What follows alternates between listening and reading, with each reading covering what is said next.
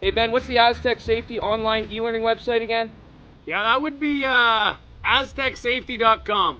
Fire extinguisher and firefighting. We'll send that one to Paul. Ah, now here's a course I should probably take. Conflict resolution. Power line safety. Yeah, I thought it might help me with my line calls. Did you know this Aztec website has over 100 safety courses? Jeez. Aztec Safety online course. Ground disturbance. Could have used that a few seconds ago.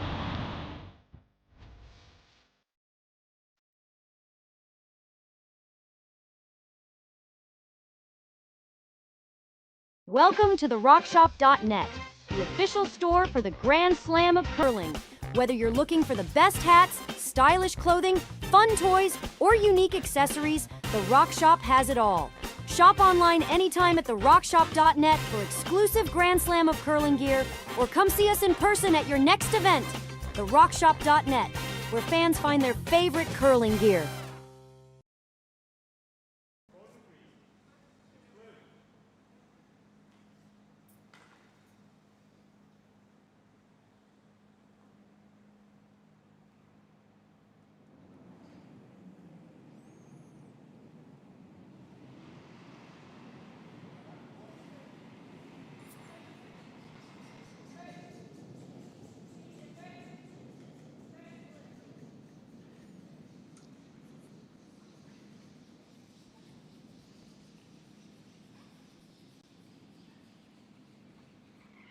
I don't have a picture.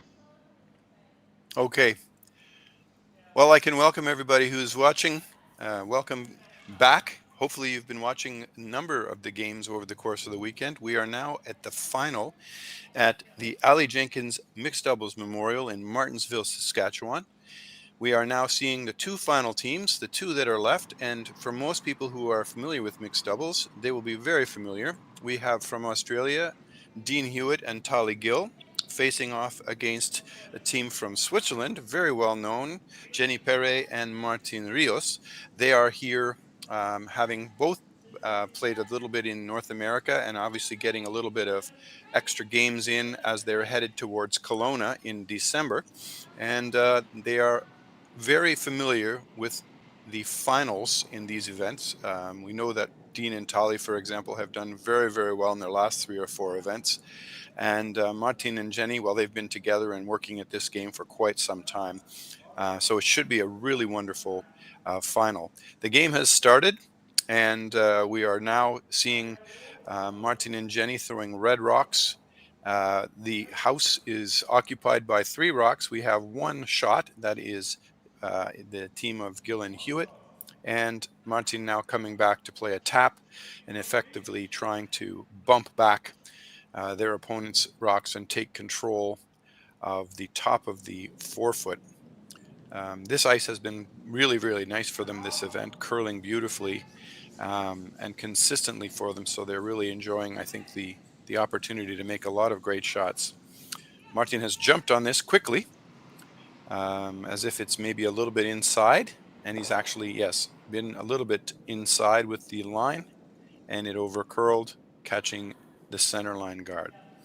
Big opportunity now for Gill and Hewitt.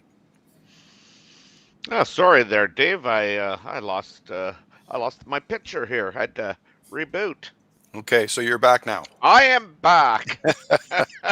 Right. So I'm David Wills. I'm here with my buddy Terry Corbin, and we are very excited to be talking about these two teams. Yes, both teams are, I guess, what we would call experienced in the discipline of mixed doubles. Mm-hmm.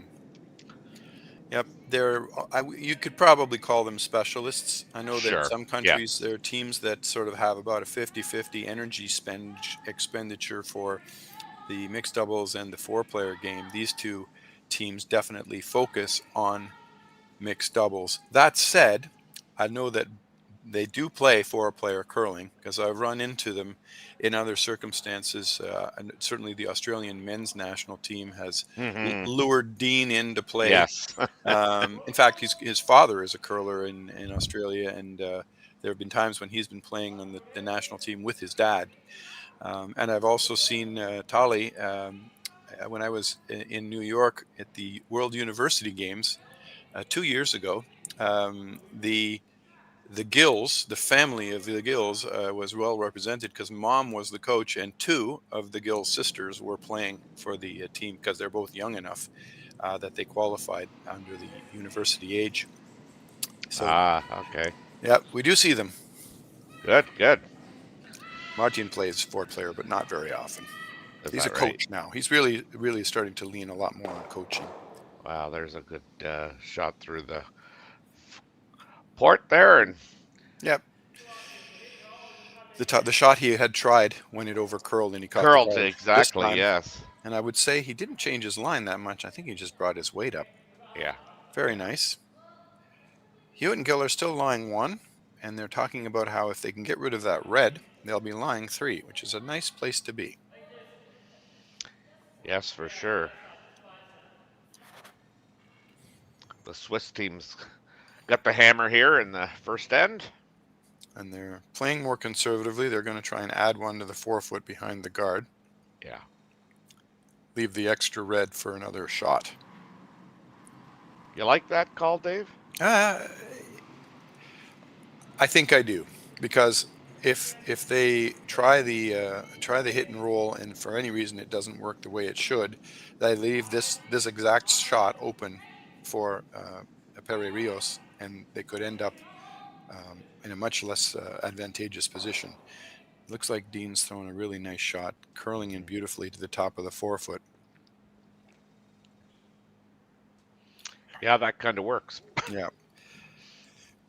And Jenny and Martin cannot really do much with that red rock. It's nice that it's sitting in the top of the 8-foot, but it's not exactly usable. I suppose an in-off, but really it's not that handy for them. Yeah, and you're gonna have to hopefully leave yourself something for your last rock as well. Mm-hmm. I'm wondering if they'll think about the idea of just opening things up. That's what I was thinking too. Doing a run back.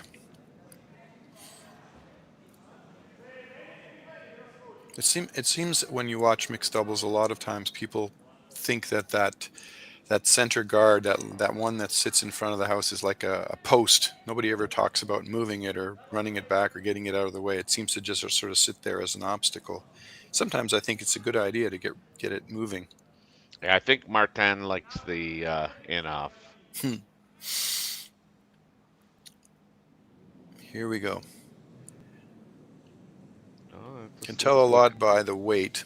Yeah, it looks like it's a lot quieter, and they're just playing the tap back. First things first, they have to get by this Yeah, guard. they're going to have to get by the guard, which they are. Good. Not bad. Yeah, sitting 2-3. Or, yeah, 2-3. Now, is there a double? Maybe. Hit and roll. I think there is. But, I mean, ultimately, I think the red rock's going to go back into the pile at the back of the 12 there. So I would be thinking more hit and roll myself.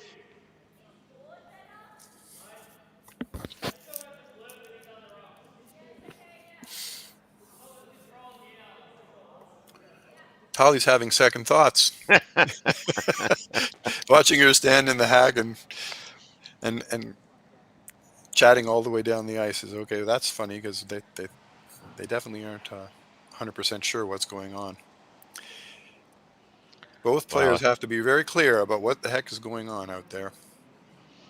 Yeah, I even think if they knows it, I mean, I think they should be okay. Yeah, it'd be good not to leave a double for the Swiss team. You have to be a little careful. Jenny is pretty deadly, so this looks inside. Yeah, she looked like she definitely got it going. Yeah, it's all over the front. Wow, this could be a quick, easy 2. Well, in a strange way, that ended up putting something useful. I mean, obviously the guard's gone, but now This is the final rock of the end. So, it's a nose hit for 2, or could you get rid of both yellows and get 3? Tricky shot. I'd be willing to take my 2 and play the next end. Yeah, at this level, 2 is a nice score.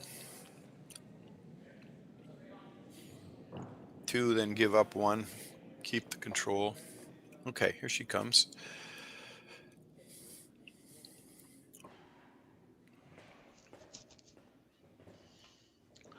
So this is going to be an out turn.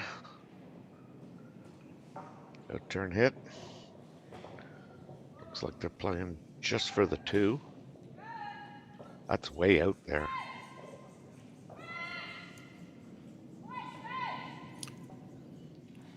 Yeah, they're just looking. Well, I think they were looking for the double. Wow.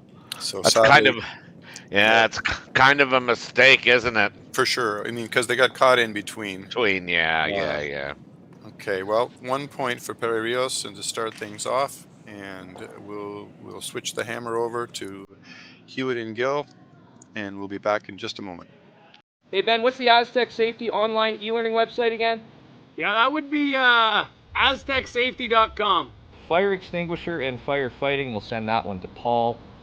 Now here's a course I should probably take. Conflict resolution. Power line safety. Yeah, I thought it might help me with my line calls. Did you know this Aztec website has over 100 safety courses? Jeez. Aztec Safety online course. Ground disturbance. Could have used that a few seconds ago.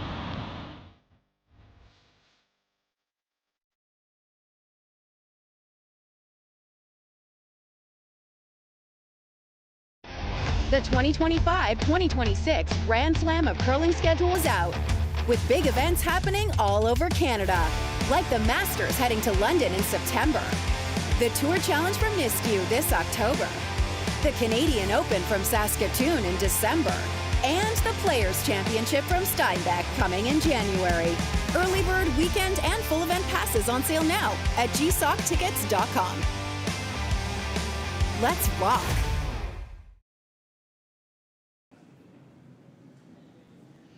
All right, we're back here at the Aly Jenkins Mixed Doubles Memorial here from Martensville, Saskatchewan.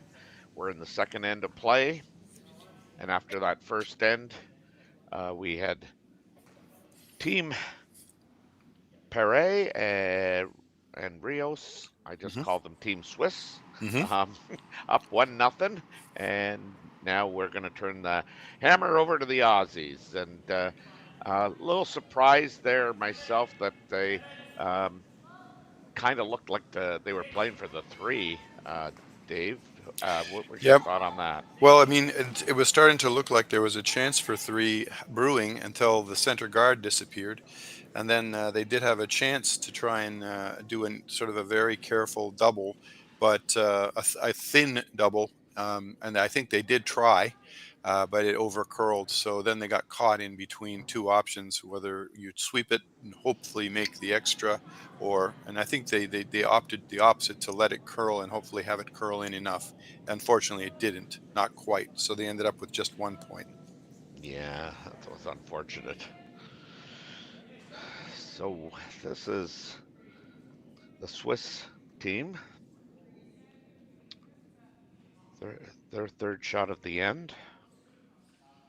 An out-turn draw, trying to get to the front face of that, which they did.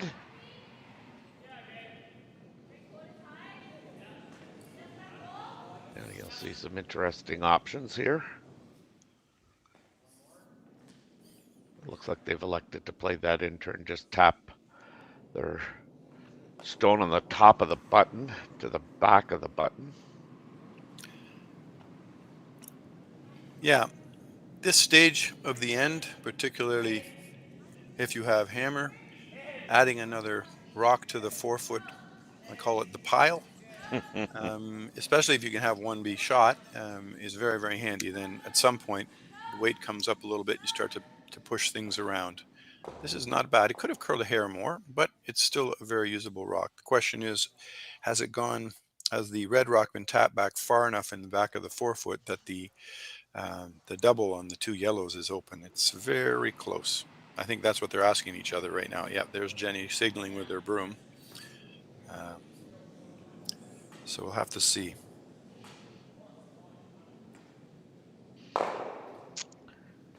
Yeah, I mean,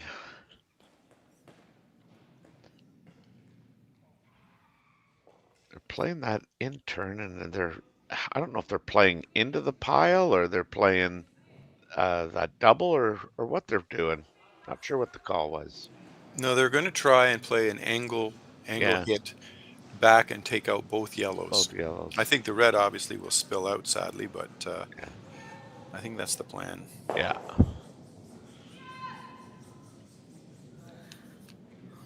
It's close. Oh. Nope.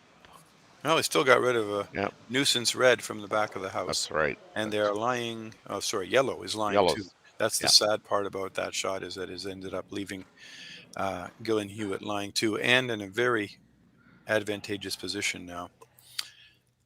They have to take away that red, or the option to use that red, either with a guard or a tap. Right now it's in a very, very dangerous place. Direct hit on that red nose and all the yellows will be gone. So I think this is just going to be a guard. Mm-hmm. Maybe force the Swiss team into playing that in-turn draw right down to the button.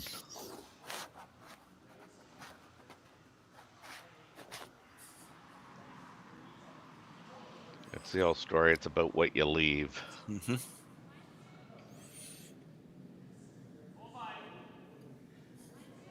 It's been amazing watching Dean over the years. I mean, even in the last couple of years, the amount of poise and control of his delivery now. You see him just delivering the rock with such confidence. This one is a tiny bit short, but I think it's going to do the trick, which they really want to make sure that they don't have access to the red rock. I think it's probably a pretty functional guard. Yeah, I think they've forced the Swiss team just to kind of play that in-turn draw right down to the button. Yeah.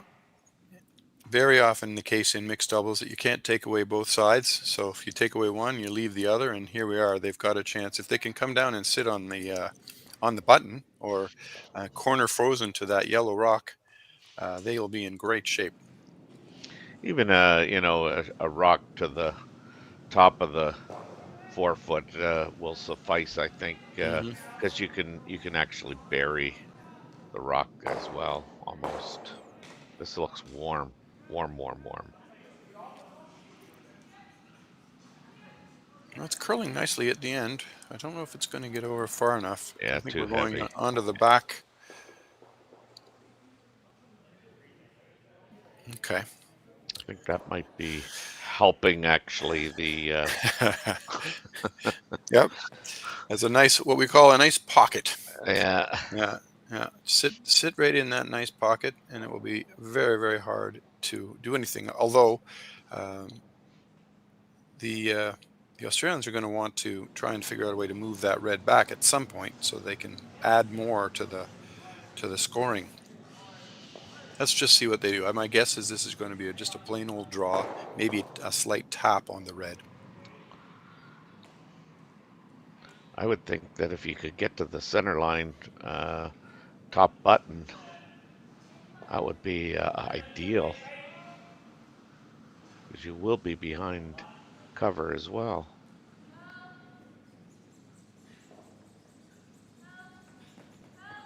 Don't think you want to move the yellow one, though. Oh, we're in pretty good shape. It's a bit heavy. Yeah. It's still possible to move the yellow out of the way now and come into the center. Yeah, I think you're just reducing the scoring area now.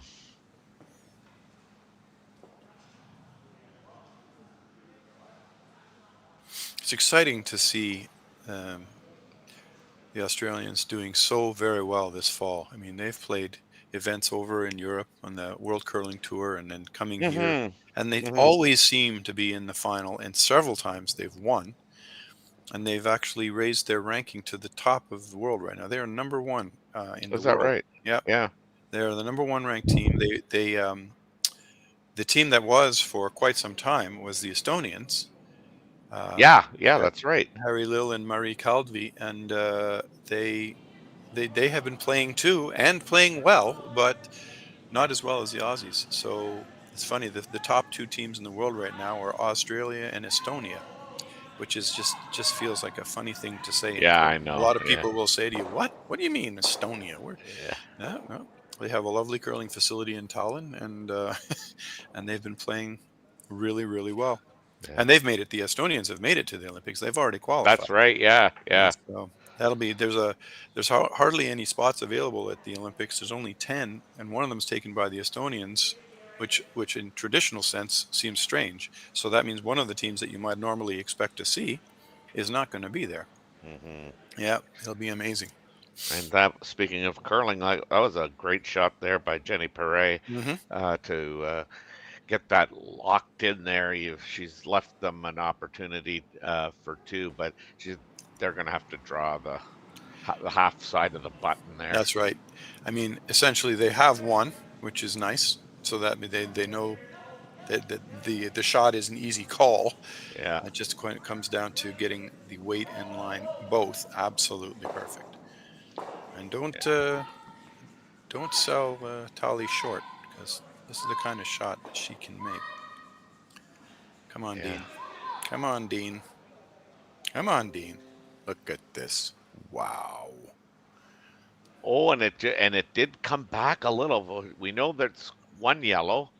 Now it's just a matter of, did that hang on for second shot? I don't know. My eyes are telling me red. The camera's just a little bit behind the tee line, so yeah, it's hard to tell. Yeah, it looks like they're measuring. I don't think they even hesitated to run for the measuring stick. So we're gonna have a measure to see whether we've got a tied game or whether the Aussies have got their deuce and are going to lead 2-1. So these are funny moments where you have fundraising efforts to get rocks and clubs, and they use customized handle tops. And this one on the red says, "Don't let your handle be lazy." Yeah, I know. I love it. It's like little bits of advice. And Martin won't let us see. Martin, get your head out of there, buddy.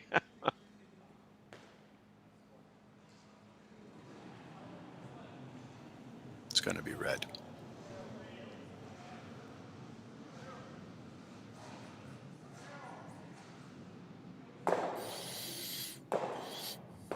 There you go. Yep. So one yellow. One yellow. We One have yellow. a tie game. That's it. All right. Well, we'll be back to Martensville in just one moment. We got to pay a bill or two.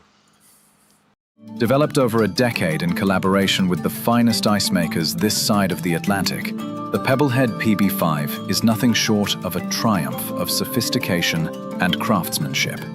Weighing less than half its lumbering copper predecessors, yet boasting tenfold their durability, the PB5 delivers perfect, consistent ice, time after time.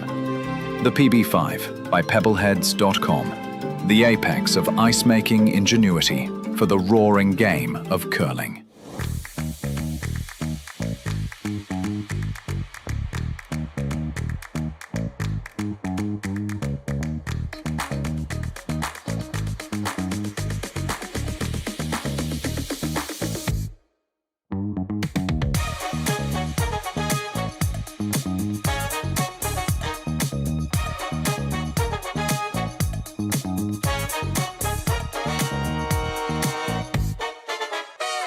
For over 20 years, the Sandra Schmirler Foundation has granted more than $9 million to hospitals across Canada for life-saving equipment for premature and critically ill babies. In the past 4 years alone, $4 million has been granted thanks to the curling community's incredible generosity. The need continues year-round, and with your help, we can ensure every baby has the chance to grow up and become a champion, just like Sandra.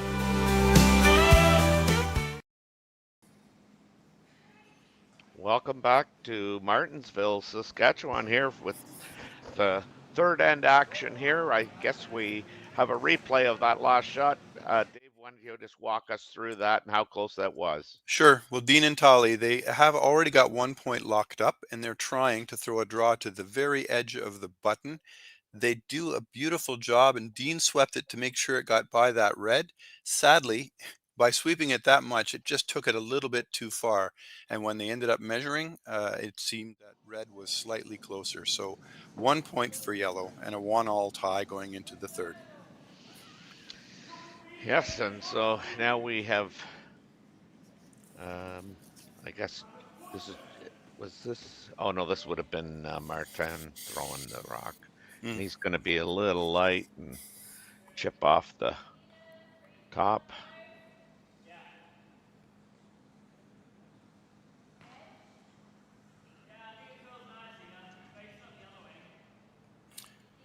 Oh no, that might have been Jenny threw the rock. That would have been Jenny. Yeah, that's right. Jenny threw the rock. Martin was sweeping. So here we go. So Dean and Tahli are now sitting one in a very nice position to make things very difficult. They need to get around the guard. The guard was moved, so they have to be a little careful of their line. However, if they can get by the guard and come down into the 4-foot, life will get very difficult. I suspect that Perret Rios will have to look at moving some of these guards. Get by. There we go. Yeah. Yeah, I find that like I'm certainly no guru in the mixed doubles competition, nor do I, play it I play it once a year, basically. But what I do find, having done a lot of this type of work here, if you can get your first and your second rocks into the ideal spots, it really makes it hard for the team with hammer. Yeah, you're absolutely right. So this is Martin coming down and basically just trying to get some granite out of the way. Exactly. A run back wouldn't have been horrible to move more than one yellow, but at the very least, as he has done, he wants to open things up and get access. And now it means that Hewitt and Gill have to do something about the fact that their shots are wide open. So another guard will come down, probably a little closer to the house than the first one, but there's no real decision here. It's an easy call. But to your point, you're right. When I've been working with some teams with mixed doubles, which, by the way, you should play more than once a year. We'll talk about that. I know. Because it is an absolutely amazing game. It really I just don't like to sweep, bud. What can is I that say? what it is? Is that what it is? Okay. Here comes Dean, and essentially he's throwing it very, very nicely so that he can sweep it into position. And you got another lovely centerline guard. So I don't know that Martin and Jenny have any choice but to get rid of it again, and in effect try to knock it back and hit some other yellows besides the one in the top. But I've been talking to my teams about how, we want to get the shots number 1 and 2 in position. Yeah. Once you can worry about all the other fun things later, but let's get 1 and 2 in position. I've even had practices where we've played end after end where we've thrown rocks 1 and 2 and then just stopped and then back, throw 1 and 2 again. Yeah. Just practicing those 2 shots. For sure. Yeah, it really makes a difference. Now this is the Swiss team trying to blow things up a bit, and it looks like they have. Yep. That's way better than it was. Well, everything that was in the 4-foot is gone, and nothing is protected right now. So yeah, absolutely. So yeah, now they're just going to throw a draw. Yeah, they're going to try and get in behind that. There is a gap between those 2 guards. I'm not sure whether it'll end up mattering, but it's now big enough that if somebody wanted to come through the center, they could. Yes. So this is an in-turn draw by Dean.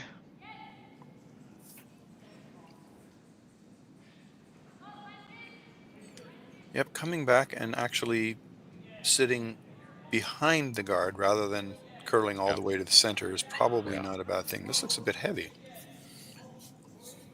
No, it's okay.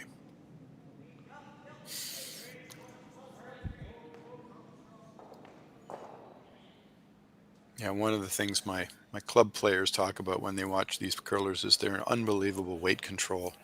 You know, when you say to somebody, throw T-line weight, and they say, okay, and then they just do. Whereas in a club game, you say, throw T-line weight, and it could end up being anything. I have a partner who threw 3 T-line draws into the hack last week. And I said, well, that wasn't quite T-line, but, you know, and I can't do anything about it as a sweeper. If it's heavy, it just keeps on going. So, Yeah. you know, it's really more challenging than it looks. These guys make it look pretty easy. Yeah. And partner's name will remain anonymous.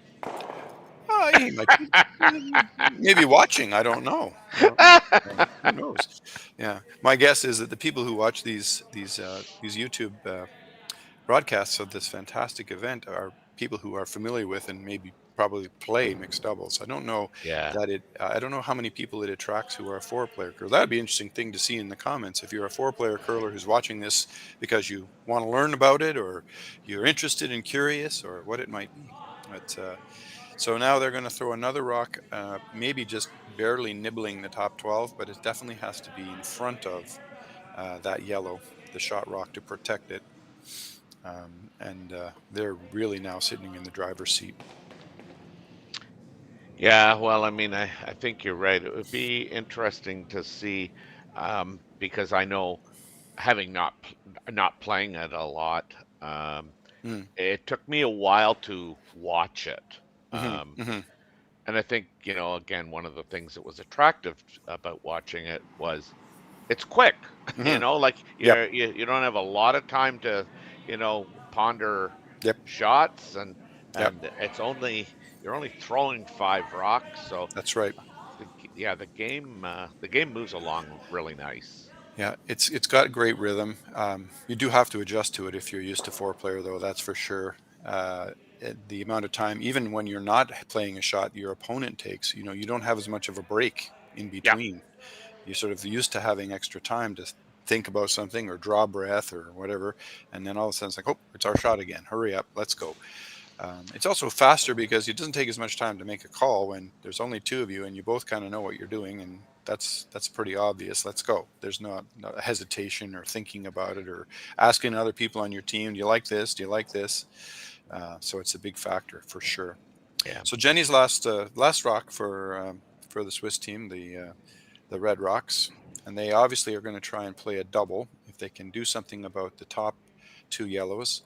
And the goal, of course, will be to roll into a position where they're actually shot rock, and that's a big challenge to do all those things. But we'll see how she does. Now, I may be wrong. I think she's playing the draw, though. Yep, you're right. That is not a hit. Well, to me, it looked like an easy call. Yeah, I know. after I made that speech about it's an easy call. Oh my goodness. All right. Both of them working very hard. Yeah. This has got to get there. It's by, but it's like, where is it?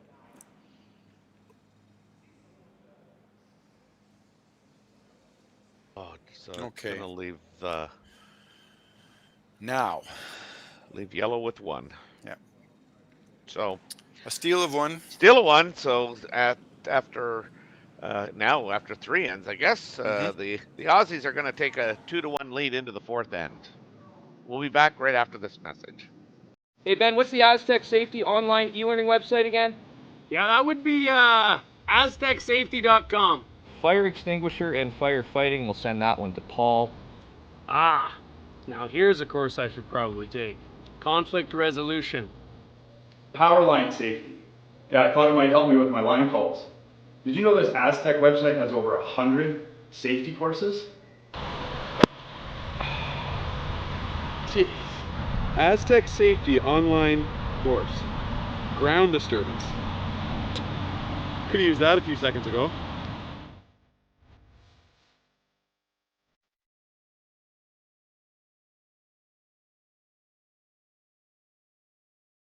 Developed over a decade in collaboration with the finest ice makers this side of the Atlantic, the Pebblehead PB5 is nothing short of a triumph of sophistication and craftsmanship. Weighing less than half its lumbering copper predecessors, yet boasting tenfold their durability, the PB5 delivers perfect, consistent ice, time after time. The PB5 by Pebbleheads.com, the apex of ice-making ingenuity for the roaring game of curling.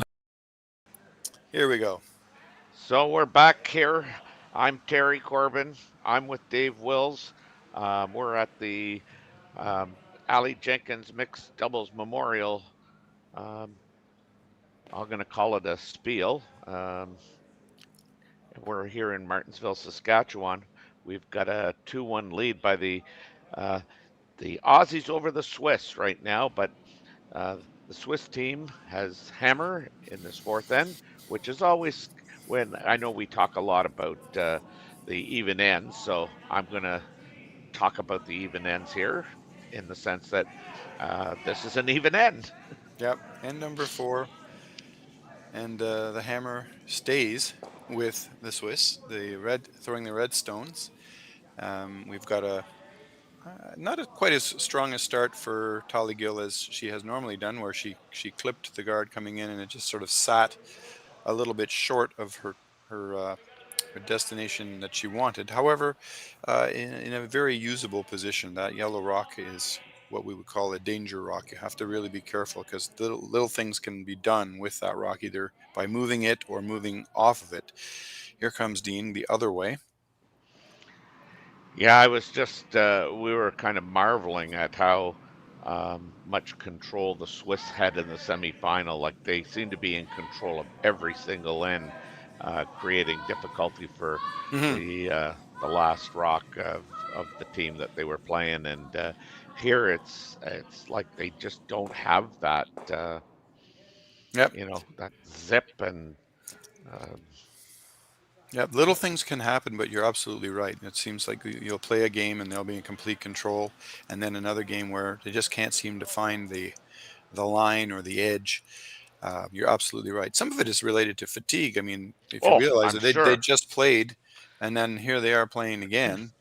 I was thinking about the poor Japanese team that won the very late night tiebreaker last night. Right. And turned around first thing this morning and back on the ice. As tired as they already looked, here they were again. Of course, they'll give it their best, but that can have an effect on things like your weight control, or even the amount of pressure and oomph you can put into your sweeping. Yeah, well, I know that the Swiss team only played 4 ends. Like they were just dominant in the semifinals. Yeah, I don't know if that Chinese team is the team that's going to be in Kelowna for the Olympic qualifier. I suppose it would be. It would make sense. But I'm not 100% sure I know the designated team or the names of the curlers that are representing China in that event. Right. But you would suppose they get them onto North American soil. They can play a few events, get used to the ice, get their jet lag sorted out. Yeah, that's a big one. It's a big one, yeah. Well, the Finns, for example, they were in Lindsay in Ontario here. And then they migrate to Saskatchewan, and they're working their way across, and eventually they'll end up in BC. Right. Marveling all the way at how big this country is. You can get on a plane for 3 hours and you're like a third of the way across. It just seems crazy. So they've come over for quite a while then. Like they're here for. They're not just coming for a weekend. A solid month. Yeah. Well, I know that Team Eden, Nicholas from Sweden, we used to play them a bit, and they were always coming for 3-4 weeks at a time, and staying here. They used to call headquarters quite often Montreal, and But anyway, enough of that. Depends on your budget. That's the big factor. Yes. It's not cheap to travel and play in foreign countries. Not because it's expensive to throw curling rocks and things, but transportation, accommodations, food. Where does all that come from? Well, Nicholas said, well, yeah, kind of was quite open in sharing that, they were paid by the Swedish Federation. So, Mhm. Well, the top teams in any country usually yeah, get a decent amount of support. But yeah, interestingly, it varies. I've been, affiliated with a number of different national programs, and very often they'll say, "Well, I don't know. I guess we'll give you $10,000," and they don't realize that $10,000 does nothing. I mean, yeah, it starts to pay for things, but you know, and yeah, but they think they're being generous because they don't really understand. A lot of countries, curling is not really on the map yeah, in terms of their focus or their priority. for sure. So it can really vary. But it's Well, nice and to it, see yeah. the Swedes have it sorted, for sure. Well, Nicholas was telling us that, that like they got cut back, quite a bit. Hmm. It's Hmm. where they had quite a lot of money to, be reimbursed. Yeah, they cut it way back. But anyway, back to our game. I mean, we've got here now um, the Swiss team with sitting 1-2, but we've got the Aussies got a rock in behind a corner guard for Right. third shot, and they're throwing, and there's potentially a double if they ever wanted to take that on. Yep. Well, I think the double's there. The question is they're just making sure they both understand what their goal is. Dean is confident, clearly, by the way he's handling his broom, that they can play one red in and ricochet in off to the other. I don't know if Tahli is quite as confident, but it won't take Well, much. I mean, I think the really the only other option is to play something nice and quiet Hmm. and kind of corner freeze on the one on the center line. Hmm. But I Well, think they've opted to go play the double. yeah. Well, looking where the broom is, this is going to be moving. So, nope, maybe not. She's still asking him questions. Right down the middle. Yep.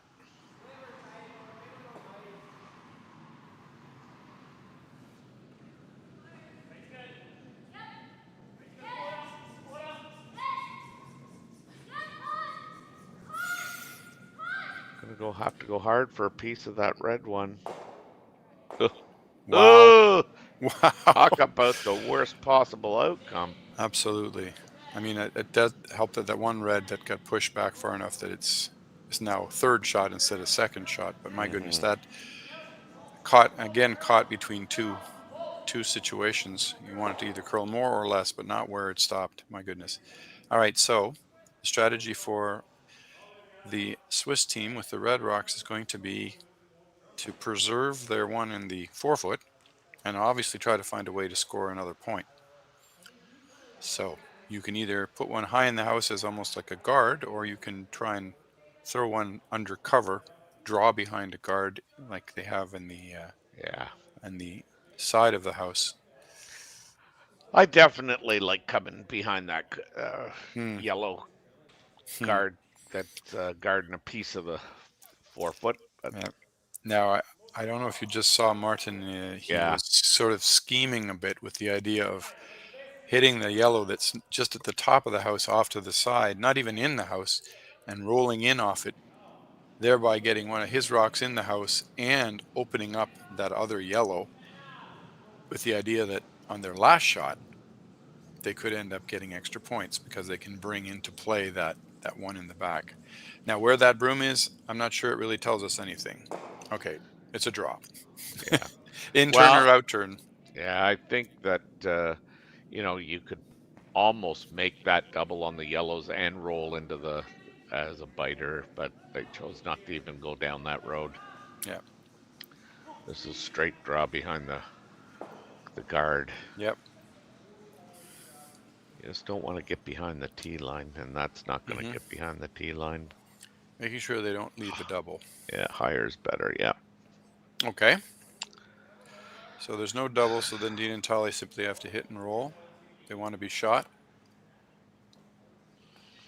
Yeah, I mean, certainly, in terms of trying to make that, I mean, from this angle, it looks like the the double on the yellows was a lot easier, but when you look over the top, I mean, you can see that's a little bit more distance between the two. Yep. So you probably couldn't make the double and roll on.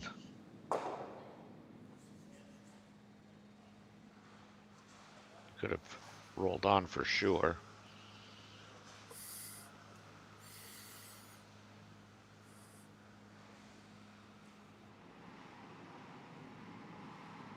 Looks like a controlled hit. Yeah.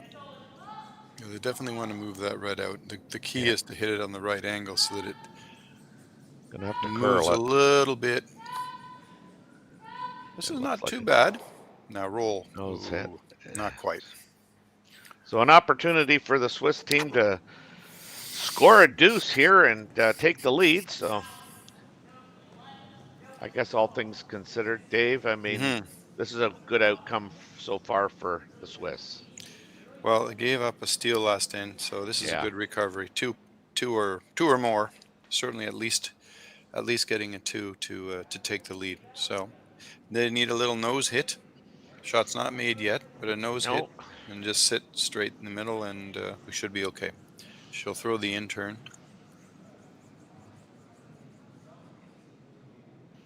Few final comments. When I say sweep, you sweep hard. Yeah, I'll let you know. Hurry up. So it's on its way. Looks like it's got to curl a bit, but has to make sure it doesn't over curl. I think we're okay. Yeah. Good shot. Right on the nose. Yep. Excellent. So that's 2 for the Swiss team. They're going to take a 3-2 lead after 4 ends. We'll be back in a few minutes. For over 20 years, the Sandra Schmirler Foundation has granted more than $9 million to hospitals across Canada for life-saving equipment for premature and critically ill babies. In the past 4 years alone, $4 million has been granted thanks to the curling community's incredible generosity. The need continues year-round, and with your help, we can ensure every baby has the chance to grow up and become a champion, just like Sandra.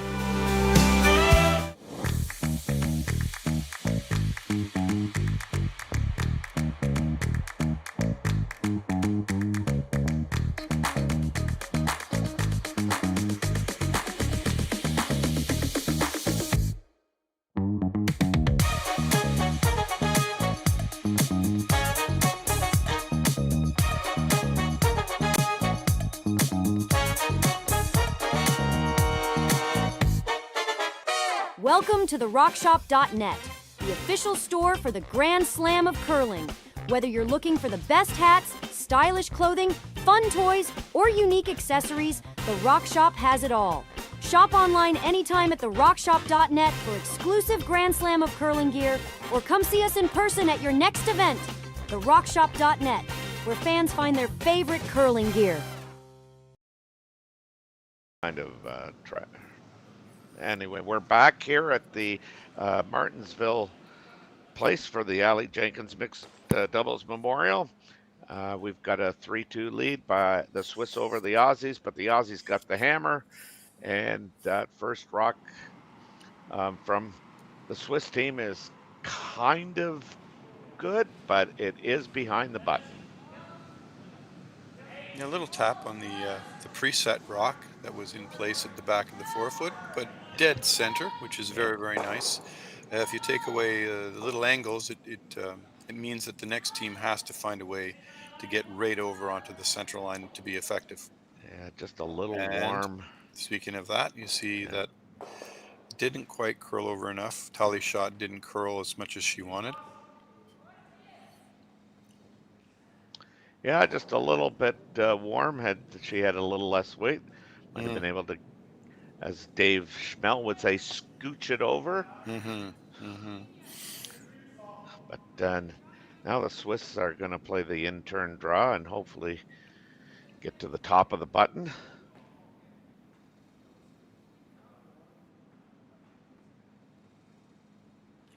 Again, pretty good. The weight's pretty nice. Needs to stop in the top Top, well, Nice. I was going to say top 4 foot, top button. There you go. Very, very nice spot. That's really good.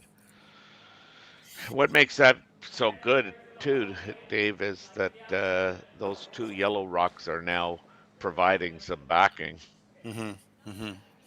Well, and Dean probably would love nothing more than to come down and get rid of that center line guard, but he's got to wait one more shot before he's allowed. Yeah. That's going to be. No, you know what? I'm wrong. I think this one he can start to hit. Yes. But he's obviously not going to do that. Thinking to myself that Perret Rios had hammer, but they don't. So actually, yeah, they're ready to hit if they need to, but he's obviously playing a more offensive, aggressive approach. Yeah. And throwing a draw.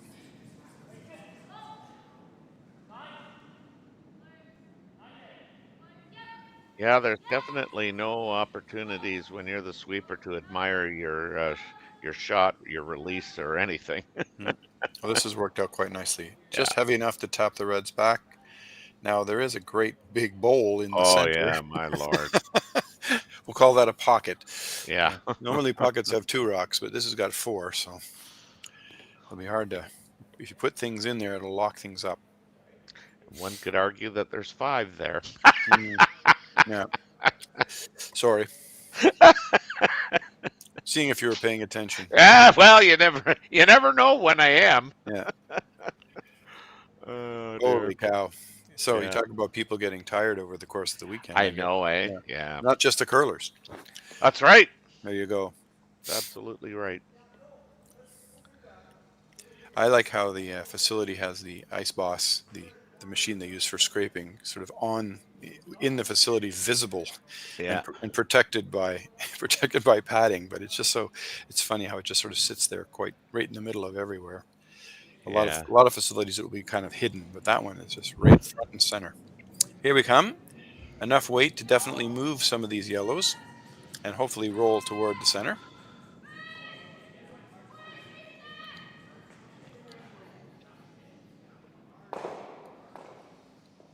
Oh, that's nice. That's a nice result. Not bad. He moved his own red over a little bit farther than he probably wanted, but nevertheless, it certainly has moved things in the right direction. The sad part is that behind the tee line, Tahli and Gill have a chance to come down if they can lock something right on the button. Yeah. It'll be very hard to remove.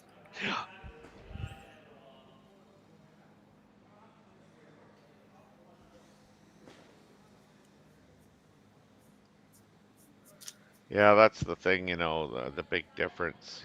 If your lead throw in 4-person curling throws it, behind the tee line, you got 7 more rocks to come, and a lot can happen in the 6 rocks prior to, your last rock. Here you've got 5 rocks. Yep. Yeah, they run out quickly. Yes. Alrighty. So the second one from Dean. And trying just to basically draw the button.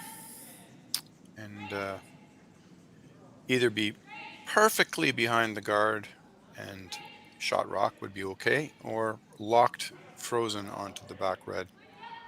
Another option that would be okay. Looks like the prior of those two is I maybe spoke too soon. Yeah. Very nice. Love that. Yeah, very nice. Now this may be more about trying to shrink the scoring area and just offering up 1 for the Aussies.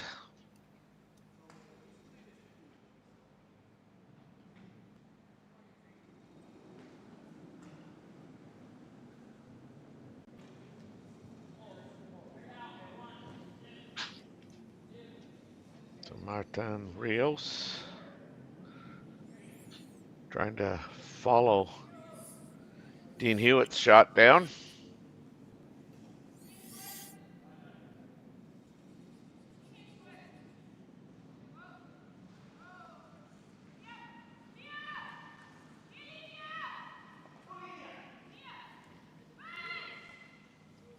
Looks pretty good. Right on the nose of that yellow. Yeah. Very, very nice. So there is a way to move the red, but I have to be a little careful. Which side you hit it on could be a big factor. You can see them weighing up their options.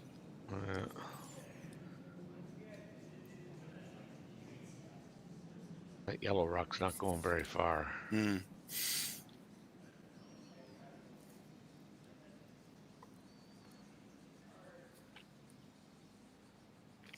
Yeah, it's almost as if they're going to have to jiggle things around, loosen things up a little bit in preparation for the last shot. Like they have to almost play this like a 1-2 punch.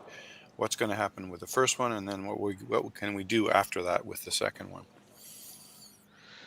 Well, I mean, if you're yellow, I mean, I think you might be kind of just you're going to get one, and maybe it's again that shot that Tahli played in the what was it, the second end when they tried to get two. Should have to try again. Draw a piece of that button, which it definitely is a possibility. Because I don't know where you put this yellow one, or I don't know what you can really do to improve your situation a great deal. Well, they've called timeout. I don't know if that means that the coach is going to appear and chat with them or not. Because I think if you play that in turn with even like backline weight, I think you're not moving that yellow one anywhere kind of in a situation where I think it's going to help you a whole bunch. I think the part of me wants them to move that red a little bit and give themselves a chance to do more, but I understand if they want. Sadly, they can't take away both sides. So ultimately, if they leave one side open, they give the Swiss team a chance to come in anyway. This is Perry Marshall, who is the national coach in Australia, a friend of mine I know quite well, fellow Canadian, here to offer his ideas. Yeah, Perry. We won't be able to hear him, I guess. That's right. Perry is a longtime coach too of the Ryerson curling team. Played a couple of things with Perry. Yeah, because I don't think the Swiss players have a coach with them on this tour. I was hanging around in Lindsay while I was watching them play, looking to see. Some teams had a coach, but not very many. Not very many. So, especially when you're traveling, and that we talked about the expense of traveling distance. As soon as you add another body that has to be fed and has to have a hotel room and things, it can get quite pricey. Yeah. Well, I mean, you even see that in the a lot of the men's and women's events, especially the I guess the tier 2 teams. Like, as much as you'd love to have a coach, you can't afford it. Yeah, sometimes. Yeah. This is one of the issues about working in the sport in Canada. I mean, one of the things that drew me to different overseas opportunities when I took them was that there people overseas can at least have some kind of budget, and I don't have to do it on my own dime. So absolutely a factor. So it would appear. Oh, you know what? I can't tell you based on that broom whether they're going to.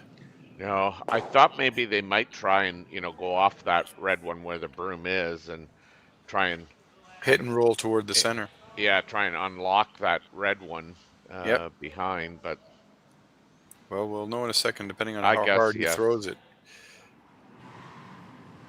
Oh, yeah, maybe. It definitely is a hit. Looked like he got that in out, and if he did, it's never coming back. Yeah. Okay. So the Swiss team wants to give them one and take away the draw for two from one side. Which side do you leave open for Tahli? Well, I mean, or you try and come down and just chip that red one an inch to the one side, and your shooter's right there, protecting the other side of the button. That'd be, Wow, that's a complex idea, I suppose.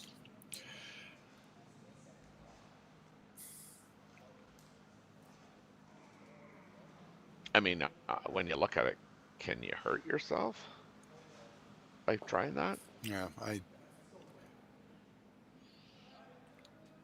And you only need to like move it probably 1 inch.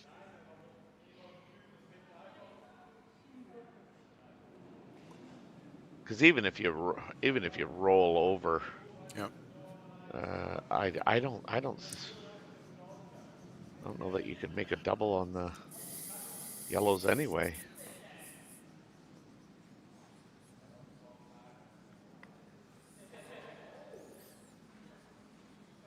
It's a little bit of camaraderie, asking each other what they want to do. Yeah. What would you throw? Yeah, exactly. Yeah. I did that once in a 4-player game. I think that's all I've got. Turned to my opposing skip. Right? That's all I've got, right? And he goes, I'm not saying anything. Okay. Yeah. This is just friendly game. Let's have some fun. Yeah. Here we go. I suppose this one's not as friendly in theory. There's there's prize money. On. Yeah, prize money changes if you're first or second. A lot of rotation on this, and they're just playing it short and Sagard. Yeah. Sit.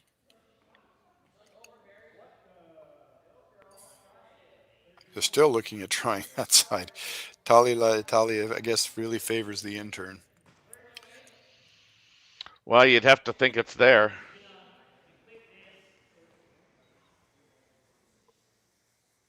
Yeah. You touch the red and then sort of roll and twist toward the tee line. Very, very precise. But good news is it's worth a try, because I don't think they can hurt their 1 point. No, that's one all day. Mm-hmm. I'd be willing to bet. And she played this in the second end, where she was probably 4 inches, 3 inches too heavy. Yeah, maybe not even. It was a measure. So, anyway, here we go. Last rock of the 5th end. An attempt to draw very, very edge of the button and maybe tapping an opponent rock. Has to be perfect in both line and weight. Yeah, this looks like it's starting to curl hard now. Yeah. It's got enough weight. Come on. Definitely has enough weight. Come on. Good try again. Again, another, spectacular try. Tie game. So, yes, after 5 ends now, we've got ourselves no further ahead. It's 3-3, and we'll be back to Martensville, Saskatchewan to continue the Aly Jenkins Mixed Doubles Memorial in a few minutes. Hey, Ben, what's the Aztec Safety online e-learning website again? Yeah, that would be aztecsafety.com. Fire extinguisher and firefighting, we'll send that one to Paul. Now here's a course I should probably take. Conflict resolution. Power line safety. Yeah, I thought it might help me with my line calls. Did you know this Aztec website has over 100 safety courses? Jeez. Aztec Safety online course. Ground disturbance. Could have used that a few seconds ago.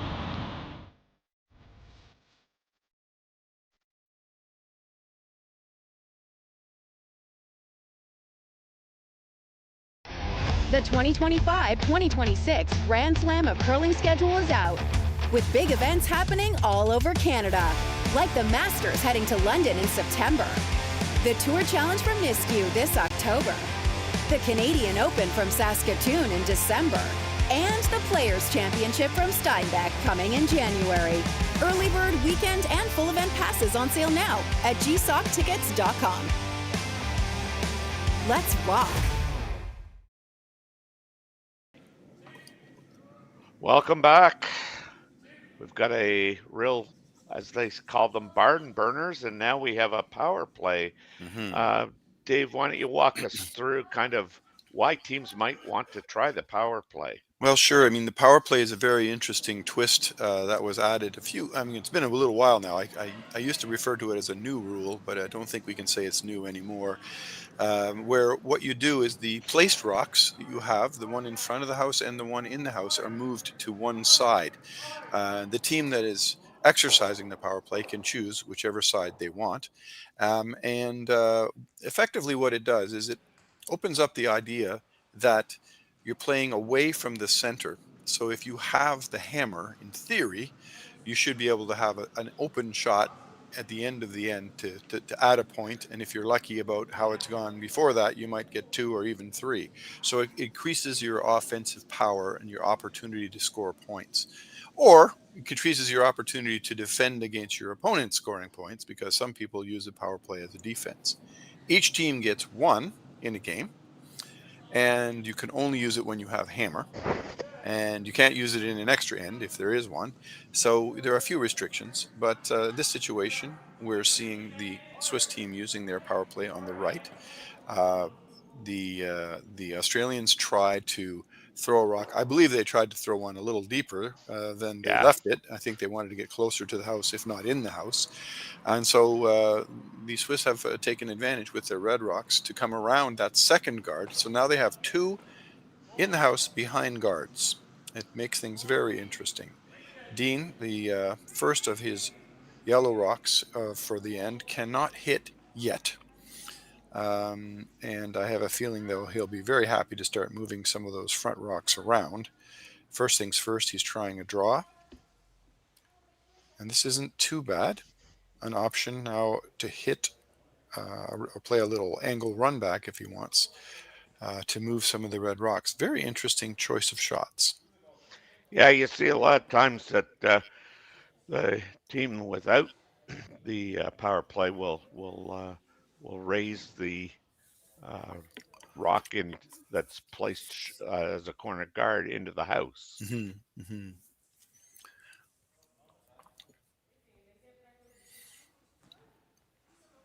Yeah, when you have a tie game, it's very different when you use a power play, because the strategy becomes much different for the team without hammer. They play a little bit more defensively when it's a team has a lead. A lot of times people will call a power play when they've just fallen behind or given up a couple points or something, and they're trying to bounce back. And in that case, the team that's defending the power play usually tries to sort of squash your chances of making something out of it. In this one, both teams, I think, are playing a little bit more offensively. Very interesting position. Now I'm just wondering, we saw a timeout called by the Aussie team. I wonder if they're using time clocks here. I wouldn't think they would be. I really don't know. I don't think so. It seems to me there's no time clocks in this game, but you can call a timeout because that means your coach can come on out, which explains probably why the Swiss team hasn't called a timeout. So they can just stand and talk as if they're in a timeout. Now this is going to be a bump back, I think. Like he's trying to eliminate the yellow rock permit, on its own. Well, it was a bump back. Yeah. Now there are 3 red rocks hidden, but there's also 1 yellow rock, which is the shot rock. Interesting. That was a good play, actually. I just got notified that no, we're not using time clocks. Excellent. Thanks. It explains why there's not a lot of pressure for them to to keep the game moving. But here we are. You can tell you've got a slightly unusual situation building here in a power play, because very rarely do you have the players sort of stand and talk for this long about what to do. They're really, I think it's kind of fun to watch, but they're really in a position where they're kind of, okay, what on earth should we do here? What's the best plan? And there's no easy answer. No, you're right, and I mean, there's not much of. I mean, like you were talking earlier, like with only one sweeper, because with a two people sweeping, you might try and come down between that port and try and freeze onto that rock on the behind the corner guard, and not worry too much about being shot or sorry, about being second shot at this point in the end. But again, with only like 5 rocks to throw, and you're not really going to take that chance. So I think the team of Hewitt and Gill are really trying to talk about getting that rock in for second shot by coming around the 3 rocks there on the right hand side of the house. Just a draw. Yeah. Behind the 2 reds. I think that's not a bad call. The problem is they leave that other yellow wide open, and the question becomes what can the Swiss team do with that rock? But let's first things first. Let's see where we end up with this shot. Yeah, you don't want to get this behind the tee line, otherwise it definitely leaves a double and a lot of trouble. Right.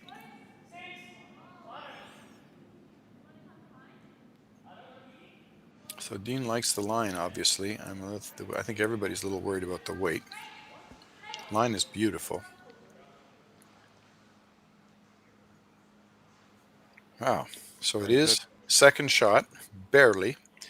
But now, is there a double? I mean, I guess there is, but I mean, I'm not sure you need to take it on. If you ever could play even a hit and roll in behind there, I think you could be looking pretty good. You just have to make sure you stay in the 4-foot. Well, if you hit that yellow that they just threw with force, I'm thinking that it will drive the red sideways, probably onto the other red, and then sit there. And then the yellow will go on to the yellow. And the question becomes, can you get rid of both yellows? And if the answer is yes, then this could be a really, really nice shot. But I think you have to throw absolutely freight train weight to do it. Yeah, they're looking at the idea of running back the yellow and getting things open. Yeah, because I think that may go under. Yeah. That's a shot I like right there. You want to run back? No, I want to come off the yellow that shot rock and see if I can't grab a good piece of the 4-foot. Sure, hit and roll.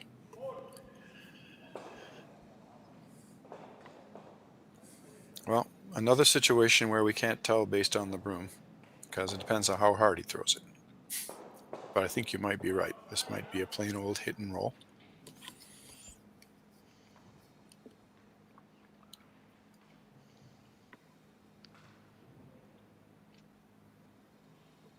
They have hammer this in, so trying to find a way. Yeah, he wastes no time. Once the shot is called and he gets in the hack, he wastes no time getting rid of it. This is close. Oh, it's really starting to go now.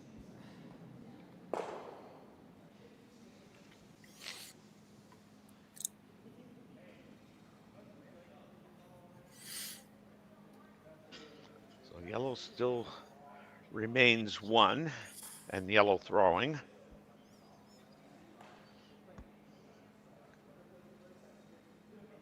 You can play a draw, or they could come down and bump their yellow, roll off, and they would lie 2, but I don't know if they would open up the option for a double on that. So it's going to be interesting what they choose. I think the best play is to draw, because that yellow in the top 8 is just ever so slightly blocked by the red. So then anything that goes behind will be hard to get at. Yeah, looks like this is a draw. Yeah, I wouldn't want to get this behind the tee line. Well, I mean, I think that the Swiss team is trying desperately to get an opportunity to get rid of that yellow rock that's sitting in the top 8 now, because they have 4 rocks in the house, but none of them count. So they need to do something about that if they have a chance.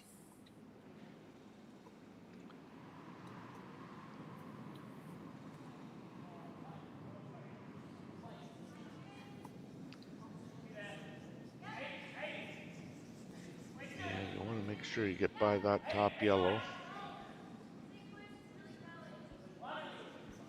It's all about weight.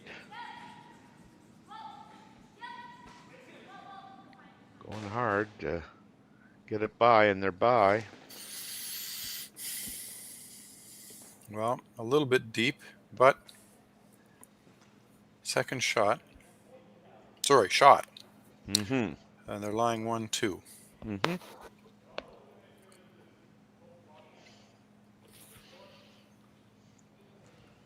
Wonder if they look like they were looking at this double, or I guess you could call it double. Through the hole.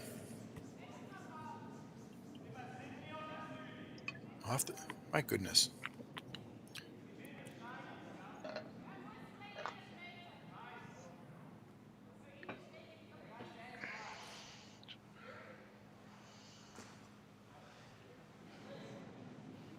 So we're doing a run back. Yeah. He's got a lot of weight. Got a curl. Close. No.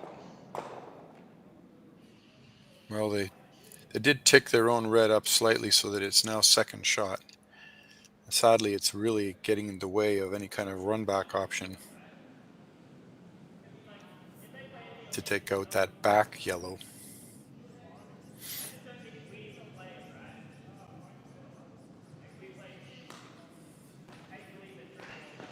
Wow.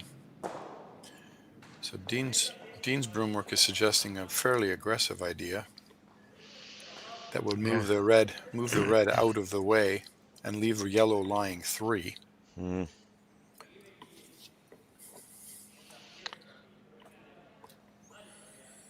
I kind of like that coming around again.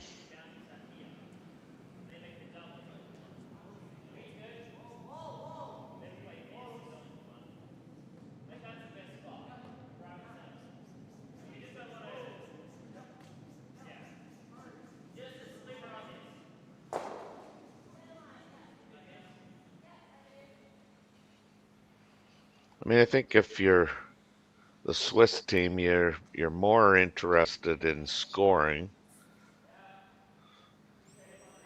and if you're the Aussies, I mean, if you could ever find a way to steal one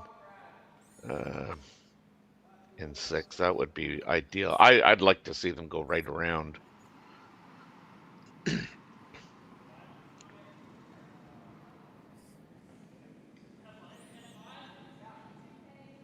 Well, this looks like just a draw. I don't think they're even touching that top yellow, which is strategically interesting choice.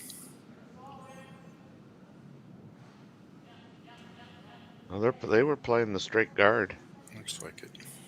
Or if they weren't, they are now. Yeah. Okay. I think you can get to that yellow. It's just a draw. You think you can get to it enough to knock it back and make it 2? You only have to move it 2 inches, 3 inches. Yeah. Well, we'll see what they come up with, but that guard is far enough out that I don't know if they can get around it and still have enough weight. We'll see. I think you're not throwing it to play that shot. I think you're throwing tee line, and if it's there, the backup bonus plan. Yeah. Because she throws a lot of rotation. Well, she throws what I would call a typical rotation for this level. That's 3, and that's 4. Yeah, so we're 5 or 6 rotations on her shots, and that needs to curl a whole bunch. I think it's pretty good. Needs to stop. Ah, she made it. Yeah, Good. great shot. I mean, One that's what they wanted. I mean, they wanted to score there in the Yeah. even end, and we've completed 6 ends now, 2 ends left. We've got the Swiss team leading the Aussie team, the Aussie duo, 4-3. We'll be back in a few minutes. Developed over a decade in collaboration with the finest ice makers this side of the Atlantic, the Pebblehead PB5 is nothing short of a triumph of sophistication and craftsmanship. Weighing less than half its lumbering copper predecessors, yet boasting tenfold their durability, the PB5 delivers perfect, consistent ice, time after time. The PB5 by Pebbleheads.com, the apex of ice-making ingenuity for the roaring game of curling.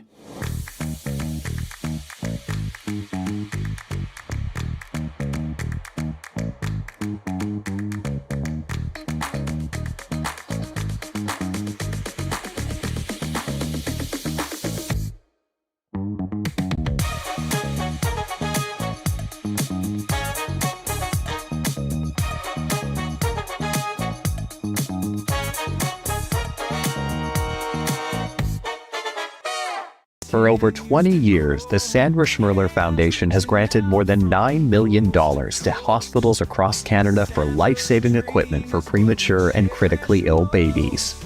In the past 4 years alone, $4 million has been granted thanks to the curling community's incredible generosity. The need continues year-round, and with your help, we can ensure every baby has the chance to grow up and become a champion, just like Sandra.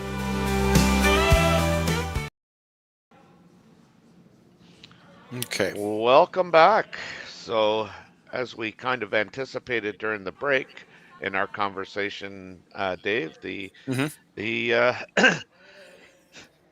got another power play. The Aussies have decided that this is as good a time as any to use that, and here we go. Yep. No, I mean, with 2 ends left, you have to use your power play in the first 8 ends, or else you don't get a chance. But you can only use it when you have hammer. So, if they hadn't, and then they had managed to score some points this end, Dean and Tahli would basically not have a chance to use a power play in this game. So, this is kind of their last chance, and that's fine. It's a good time to use it. They're down 1 with 2 to play. They're going to have to give up, in theory, going to have to give up hammer for the last end. So, they want to make the most of their opportunity to score. And Perret Rios, the Swiss team with the Red Rocks, has given them a really good opportunity, because this rock sort of didn't finish quite as nicely, and so the Aussies can come down and basically bump this red back, and hopefully sit in a nice position, which they are, and start to build some offense. This one didn't quite curl as much as they would have liked, but Martin Rios is not allowed to take it out yet. He can come down and bump it, but he cannot remove it. So it's going to be interesting to see how this builds up. I'm starting to feel like we're going to see a whole bunch of rocks accumulate over on this side of the ice. That's what's really different about the mixed doubles compared to the 4-person team, is that even though the rocks are in the house, they still cannot be removed within the first 3 thrown stones. Yep.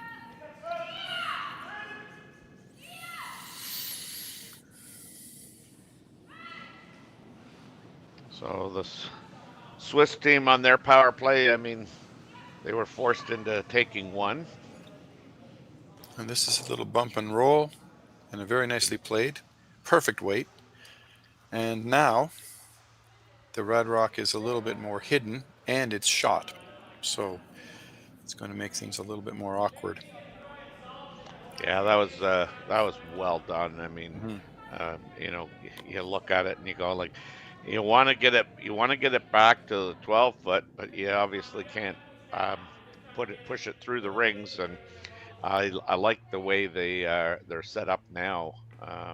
Yep. Dean and Tahli are talking to each other about the fact that if they can get to the nose of the red and push it back, they're allowed now to throw a little heavier if they want. They can remove rocks now. Whether that's worth trying. They do have to make sure they keep their rocks in play, so they do have to be a little bit careful. And if it doesn't curl enough and ends up driving the red back into their own yellow, that's not good. So this is a very demanding shot here. Precision.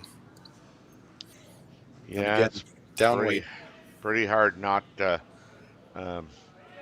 hit the red into the yellow, I would think. There it goes. It's gonna help it. Wow, he got it to the nose. Good shot. Very nice. Still red is lying shot, and they have the chance to put another one in there to be 2. But the potential for yellow has just changed dramatically. Yeah, they're sitting 2, 3, 4 by the looks of it. Really nice weight control. Mm-hmm. Any more weight and they don't they touch the yellow one.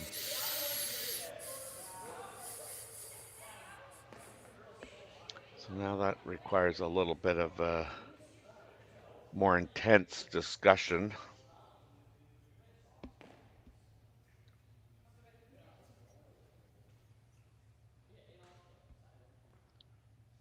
Yeah, I mean, I honestly don't know what else you got. Jenny just kind of tapping, coming almost down to their red one. Mm-hmm.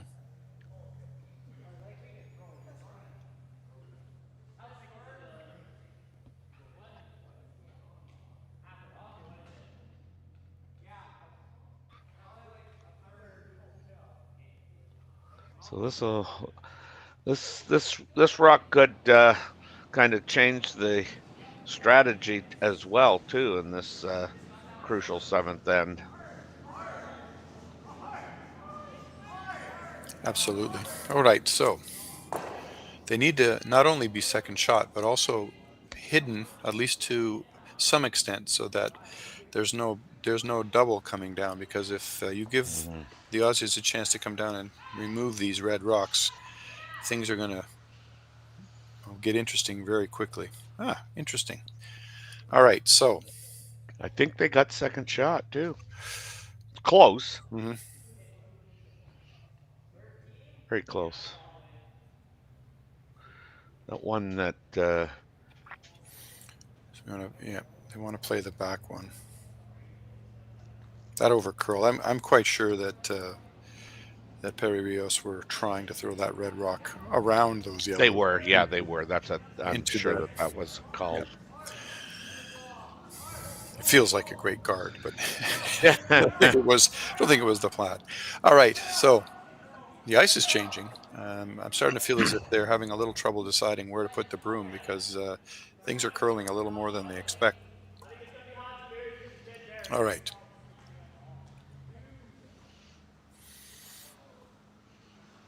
Poor Tahli looks like she's frozen. Yeah, I was going to say, she looks like she's cold, and if you look at Martin, he's just wearing one thin dry fit shirt. So it's a big difference between the two. Well, too, and I know when you're not feeling well, I mean, you get cold really easy, I find. Well, and Dean's just the same as Martin. They're not wearing a lot. I guess it depends a little bit on how much you're sweeping as well. So now they're going to try and come down and get to the face of that red. Mm-hmm. They'd ideally probably like to move it. Yeah, that'd be a bonus. First things first. We have to make sure.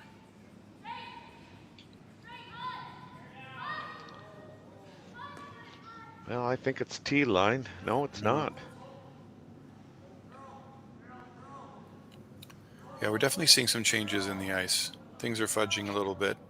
Things are flattening out. So both teams are getting caught.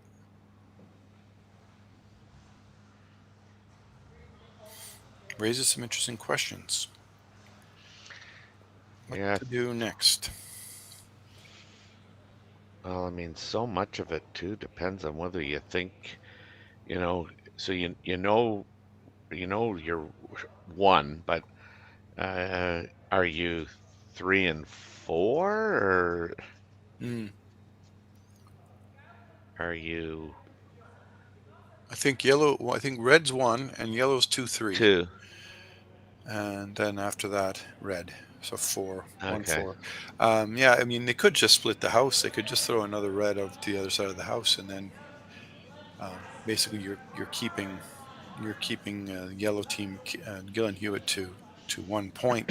But you have to make sure you put it in the right place, because if you leave them along cross ice double or anything crazy, you could really get into some trouble. It looks like they're doing that, though. It looks like they're splitting the house. So they want this to go at least to the tee line. Even a little bit behind the tee line is not a terrible thing. Yeah, I thought they were going to play the double on the. I thought they were trying to hit the yellow and try and make the double on the yellow, but maybe not. Yeah. Well, you know what? They are hitting. I'm sorry. Based on where the broom was, I thought this was a draw, but I'm wrong. You could hit the red one and scoot that between the 2 yellows. Like that. Like that, yeah. Okay. So there's a double on the reds to lie 3. Replay showing the outturn from Martin. He's hitting his own red, driving it through, and moving everything around. Interestingly, the red that he threw actually ends up coming back up the house after its impact. You don't see that very often. Yeah, I think ideally they wanted to hit a little bit more of the rock on that they were pushing through. Dean is talking about hitting the red that's in the 4-foot, and he can't decide which way he wants to roll. I think you want to roll in front of the pile. In front of the pile? Yeah, I think not so. Behind the one lonely. I don't well, think I mean, it doesn't matter which way, except that possibly, I'm not sure, but possibly you could double off the reds and then sit behind cover. But it looks as if they're trying to just bump and roll behind. Oh, okay. He changed which handle he's throwing. Yeah. But I don't think he changed the shot. No. Yeah, on the overhead it looks like, you could roll behind the red and not touch the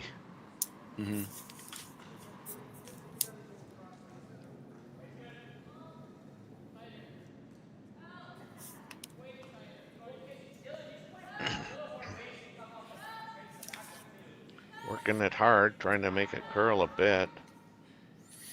Not gonna roll. Oh, they're gonna roll too far. Okay.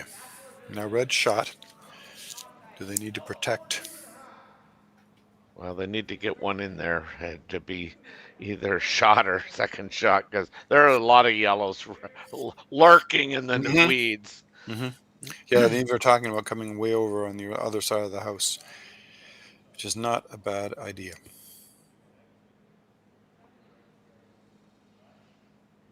You could even raise that red one if you...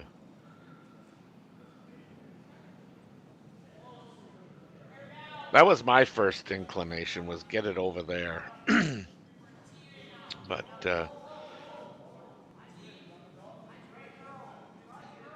I'm not sure I like it. I don't know why. My gut is telling me they should go to the other side, because if they go to the other side and their second shot, which I'm hoping they can make that without too much trouble, then there's little that the Aussies can do. They have to take one, and that's a win for the Swiss team. But I'm not sure what they finally settled on. Yeah, I don't know either.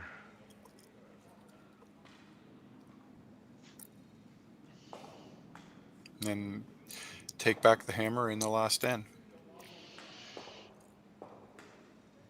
Tie game with hammer. Not a bad way to be coming down. Okay, here comes Jenny.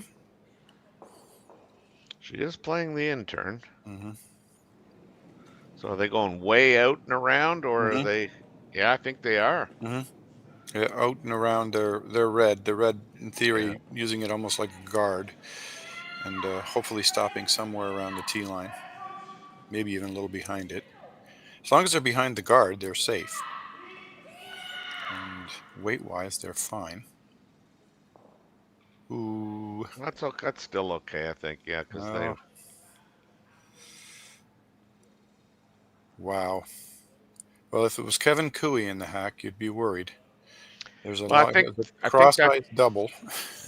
That really jams on that yellow one, does it not? Though. I think you're safe.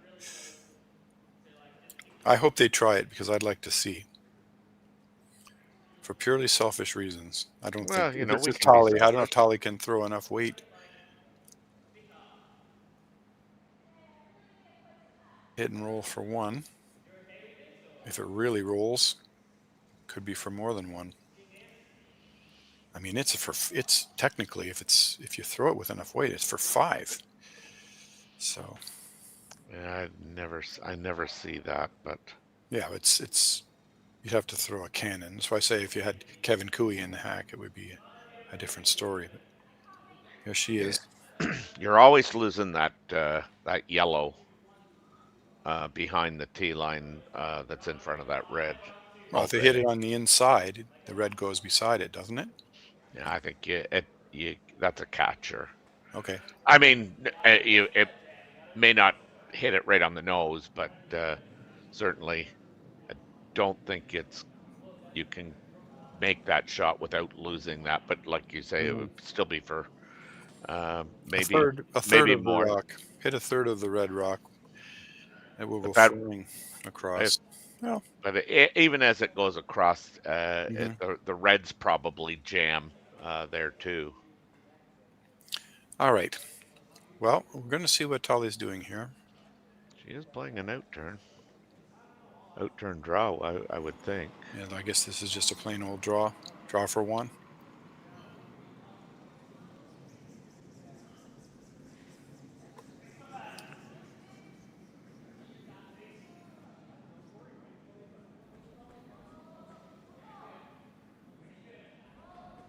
Line's fine. Just has to stop in the right place.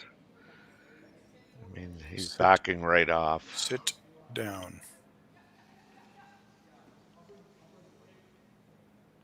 He got one. That's what she wanted. One yellow. Yeah, so here we're going to play the 8th end with a 4-4 tie. We'll be back to see how this all turns out in just a few minutes. Hey Ben, what's the Aztec Safety online e-learning website again? Yeah, that would be aztecsafety.com. Fire extinguisher and firefighting, we'll send that one to Paul. Now here's a course I should probably take. Conflict resolution. Power line safety. Yeah, I thought it might help me with my line calls. Did you know this Aztec website has over 100 safety courses? Jeez. Aztec Safety online course. Ground disturbance. Could have used that a few seconds ago.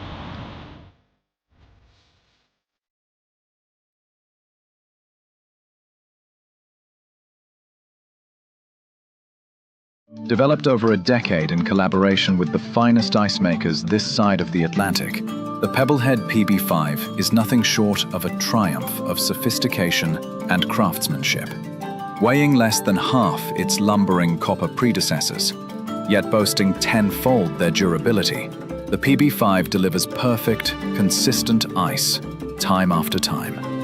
The PB5 by Pebbleheads.com, the apex of ice-making ingenuity for the roaring game of curling.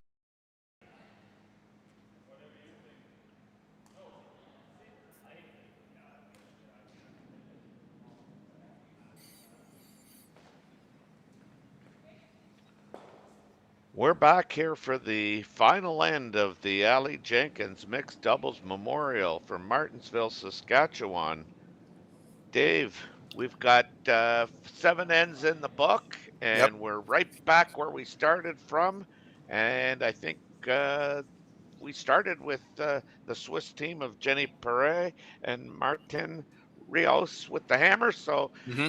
one end for all the marbles. That's right. Yeah, it's amazing. The numbers on the scoreboard behind the sheet are incredibly tightly packed, and in mixed doubles, that's pretty rare. You often will have a 2 or a 3 or a 4, launched out there.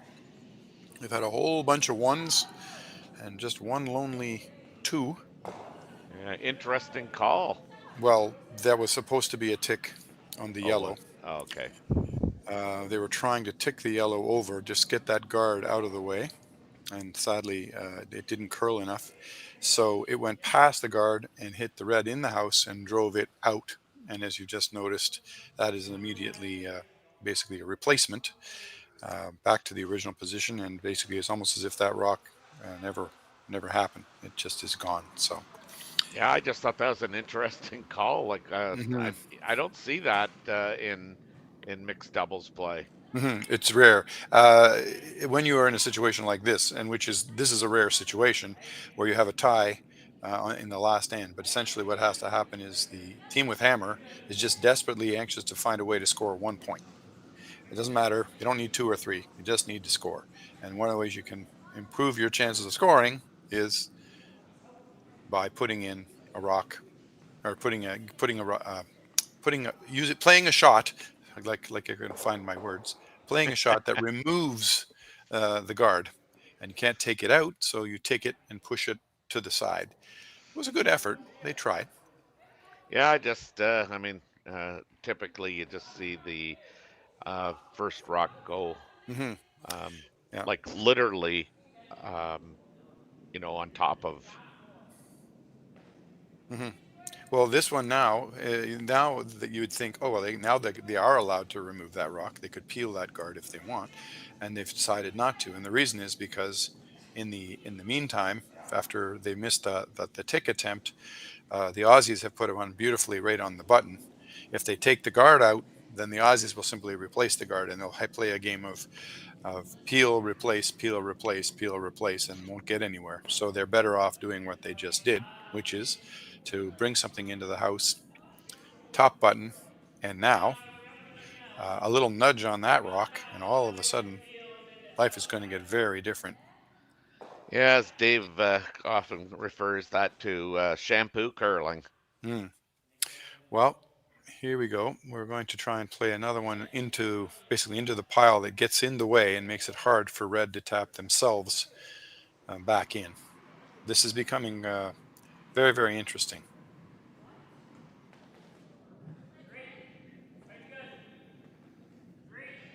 Yeah, it's a lot of these times now. It's who's going to blink first and kind of Hmm. rearrange the furniture in a big way. I think they'd like to get this, pretty close to Yep. 12 foot. Yeah, 8 foot. Yeah, I think that's probably a good spot for that. Well, it takes away the run back, or it doesn't take it away, but it makes them run back a whole bunch Yeah. more difficult. Doesn't mean it can't happen. In fact, it would appear that Martin's coming down with something down the center here, and will be an attempt to run things straight back. And ultimately, if they can push things back into their red on the top of the button, they'll be sitting shot. Yeah, they'd definitely like to see two of those yellows at the top go.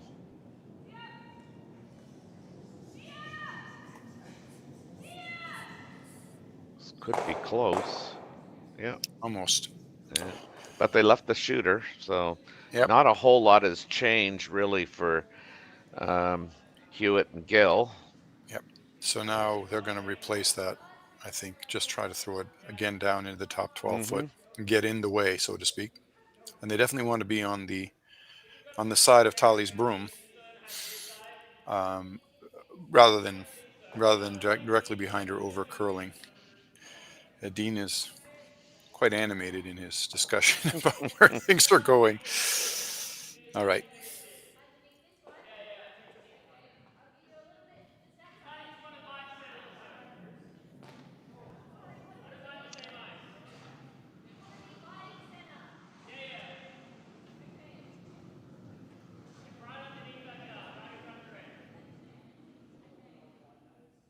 So this is Dean's second rock of 3.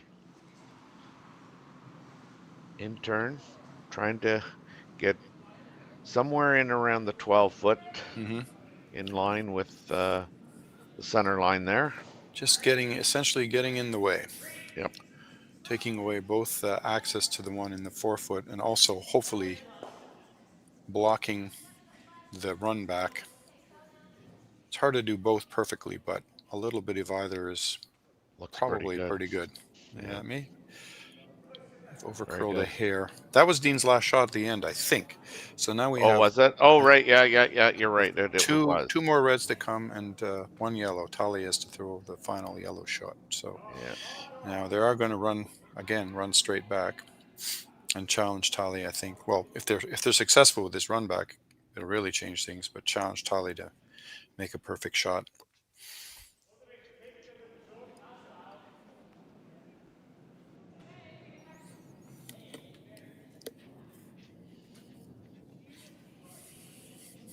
So Martin Rios with his last shot of the 8th end. He didn't get out to the broom on this one. Oh. Just wanted to tick that yellow out of the way, and unfortunately missed. So now, so Tahli gets to kind of essentially, replace. Throw a guard, try and get it in exactly the right spot, and challenge your opponent to say, okay, now what can you do? Yes. That's wow. Threatening to steal the win. Well, as crazy as it sounds, this is a straightforward shot, a simple guard in the middle, but it is very, very important that this goes to the right spot. The Dean had the broom down just to sort of say, okay, we're all in agreement here. Yeah, because I don't think if this guard is made, I don't think you've got the out turn tap, and that in turn tap is that guard way out there might be in the way. Yeah. In fact, it would be in the way. Yeah, we don't want this to curl maybe back to the center line, but not much more. This, I can't tell if it's over curling or not. It seems to, Dean has abandoned it, so sit down. It needs to stop. That's fine. Okay. So the question is there access to that red rock? Because if they can tap it, they'll win. Yeah, and they're looking at that run back.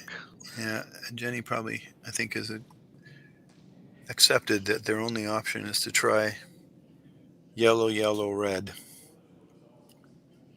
which will be a game-winning shot. That running in that red might be easier, believe it or not. Martin was actually just looking at sort of the back 8 weight angle tap on the yellow, because there is some of that yellow exposed. What a delicate shot that would be. Tahli left that guard high enough that it's really a long and very difficult shot to run back the guard. I still wonder about a heavy draw through the gap between the two guards. I don't know if maybe that's not possible. That would have been my first thought. Okay. So what have they decided? I have no idea. Come on, Terry. I do think they're trying to tap what they can. Tell us what they're going to do, for heaven's sake. The joys of mixed doubles curling where there's nobody holding the broom.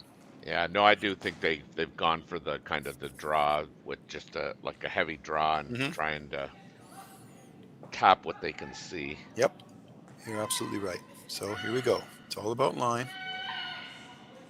Weight's perfect. Come on.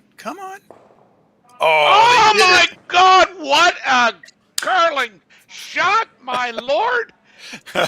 Very, very nice. Wow! Well done, Jenny. Wow! What a shot. Very, very nice. played game by both teams. And we have a So little another look. Yeah, geez After a little whiz. bit of consternation before deciding the best option, I'm going to give Martin credit for having sort of noticed this and suggested it. I'm not sure Jenny was originally looking at it, but the shot's there with the right weight and then good sweeping, team shot, and just bump that yellow off the button far enough that it doesn't count, and red wins by scoring 1. Well done. Yes, your Aly Jenkins mixed double memorial champions are Jenny Perret and Martin Rios from Switzerland. They've defeated Dean Hewitt and Tahli Gill by a score of 5-4.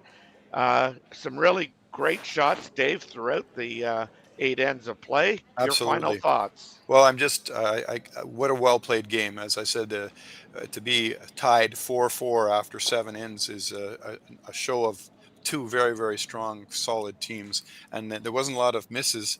There was a few times things were a little long or a little short, but basically they played an amazing game. Very impressive. If people who are watching this or are mixed doubles people, that's a real treat to watch curling of that caliber. Well done to both teams. So on behalf of Connor on our production crew and excuse me, Dave Wills, I'm Terry Corbin. Hope you enjoyed the finals of the Aly Jenkins Mixed Doubles Memorial. Be sure to stay tuned and look when we're on next to broadcast the curling from Martensville. I think it's in 2 weeks, if I'm not mistaken. But anyway, it was great. Thanks, Connor. Thanks, Dave. We'll see you next time. Thanks, Terry. Thanks, Connor.